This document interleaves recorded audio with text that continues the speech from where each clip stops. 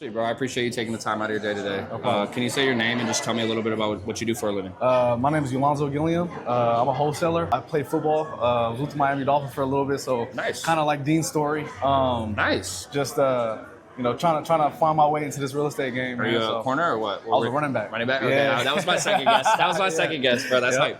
Congratulations. That's incredible, I appreciate bro. it. Why'd you want to get into wholesaling? Last couple of years in college, I kind of found about real estate and the whole, buying and holding and, the renter's portfolio and stuff like that. So didn't really know how to dive into real estate and came across wholesaling.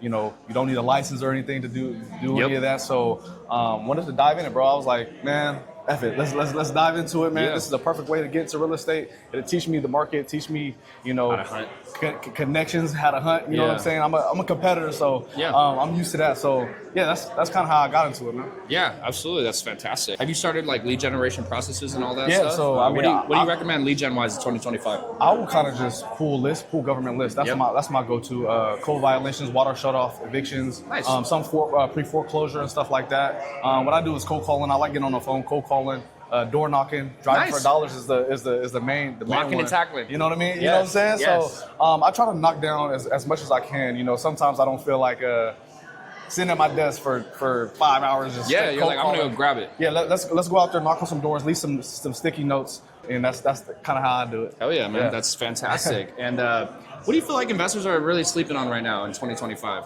I think sticking to the basics. You know what I mean? They say a lot of I cold call. They say that's kind of dead. I hear a lot of people say that, but I think if you have the work ethic, if you have the drive, you're gonna get this done, man. And it's the determination. They were just talking about it might take a decade, but it's about those people who persevere and don't quit are the people that make it. So never sleep, man. Don't think it's an easy thing, but it is a way to get financially free.